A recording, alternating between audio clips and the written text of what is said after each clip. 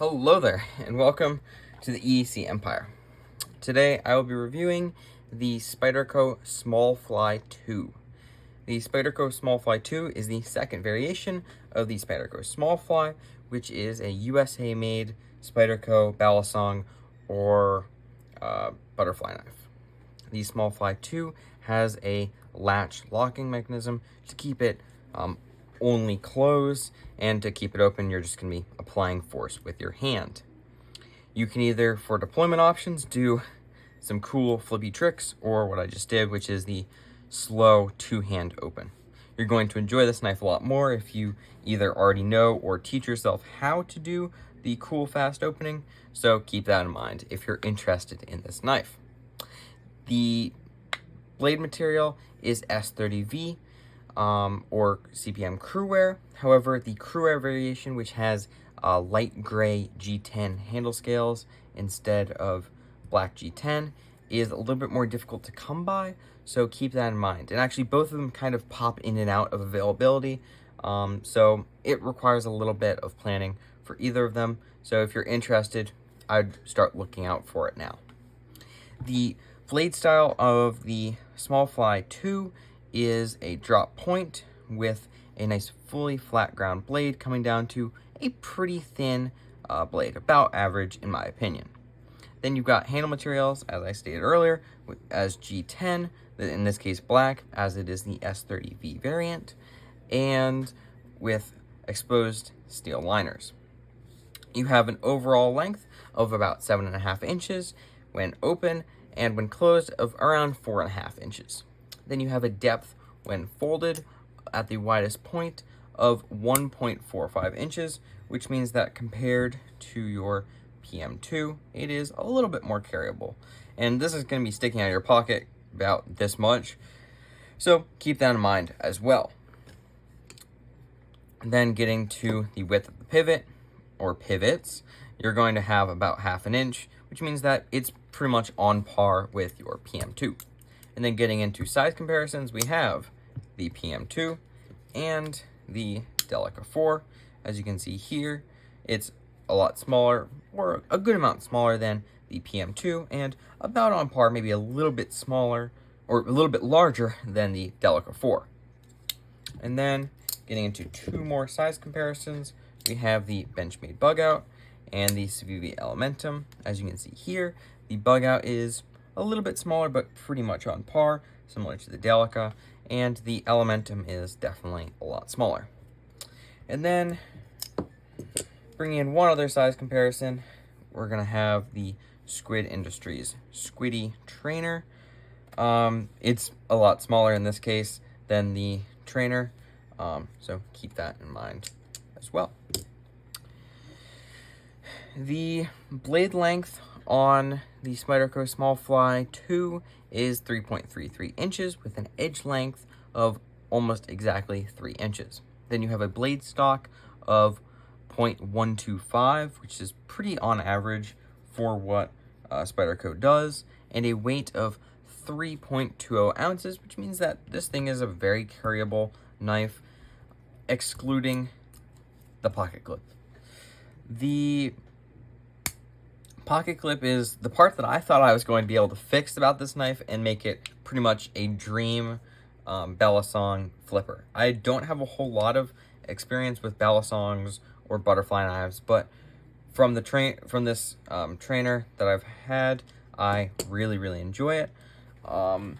So I thought if I was going to be able to put one of the deep carry pocket clips, which comes with something like the Spyderco Spidey Chef, I would be great. But the clip is, the clip mounting hole is actually pressed backwards instead of forwards.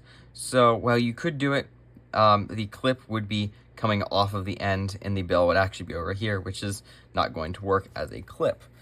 So yeah, unfortunately, a deep carry clip, unless someone makes one, is not really in the cards at this point, and I don't really foresee anyone making any. There's not really any modification options for the Smallfly unless you do it yourself.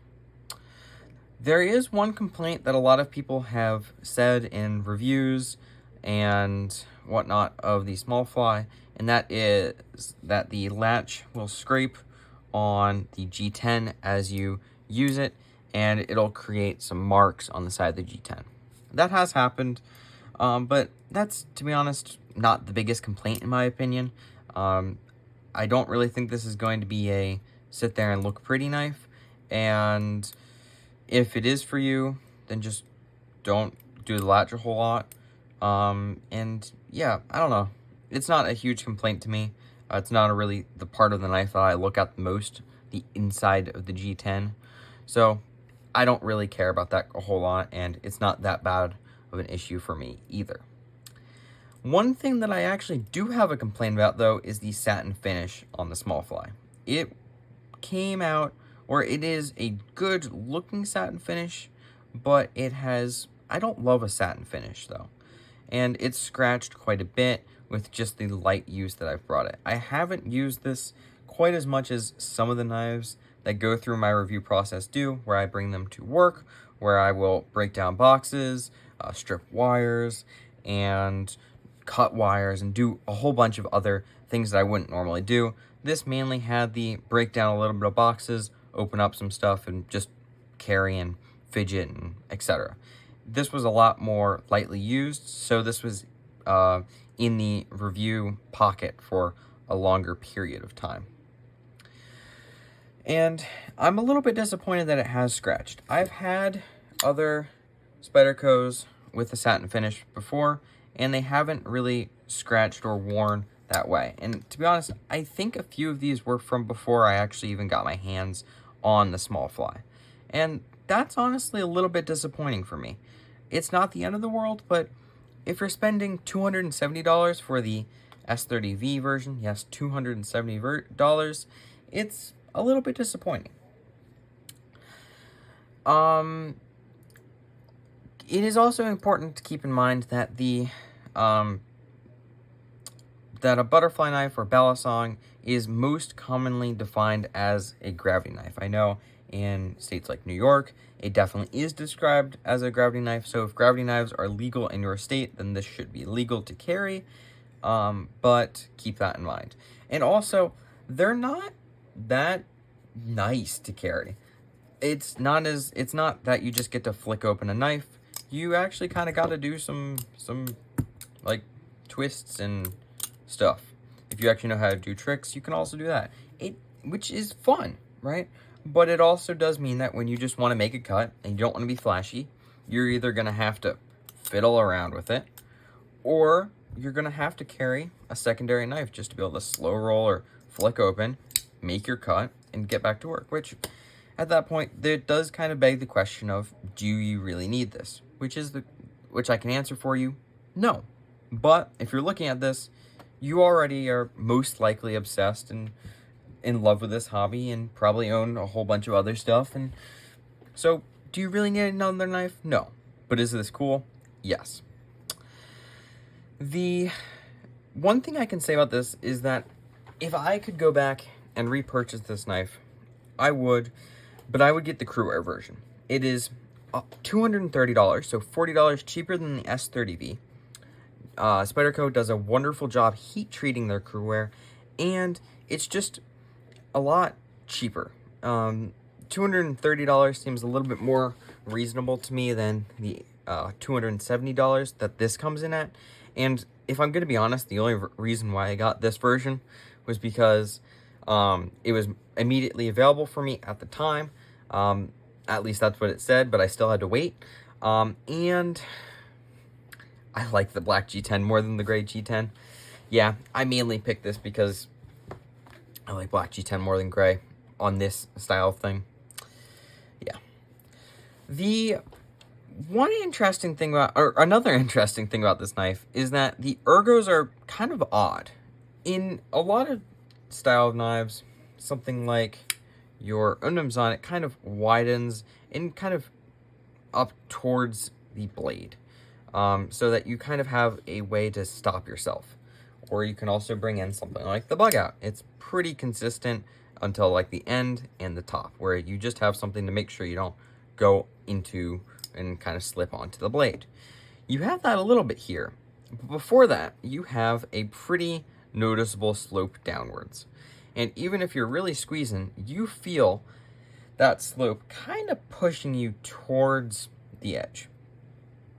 Now, I know why they didn't add jimping here for the flipping ability, but I still would like some jimping here. And that's really because, as shown with this trainer, this isn't a full-sized balisong. Most balisongs are over 4 inches in blade length, at least. And so you're not really going to be pulling off a whole lot of tricks with this. I can tell you I can do a lot more with this, trick-wise, than I can with this. Obviously, if I practice with it more, I could probably do more, but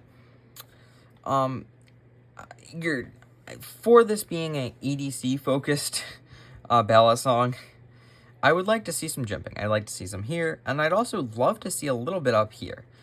Balisongs traditionally aren't known for carry, so this is a really interesting idea. This is one of the easiest to carry balisongs that you can find that's under $300.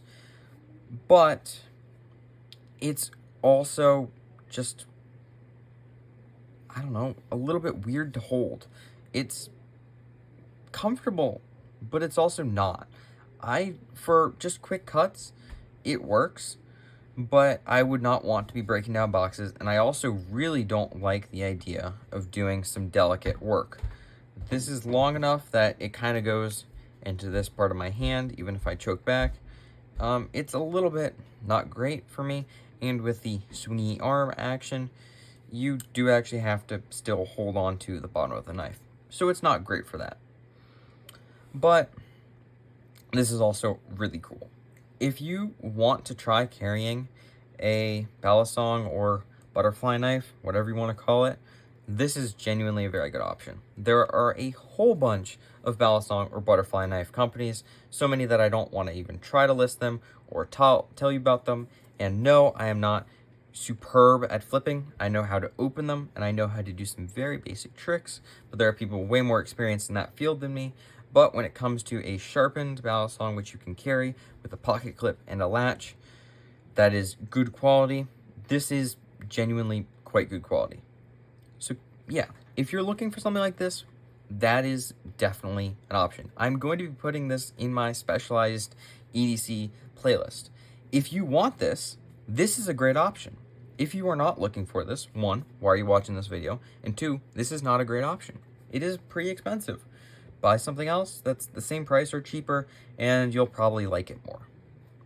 If you own this knife, please consider commenting down below what you think about it, and if you enjoyed this video, please consider giving me a like and subscribe. Thanks.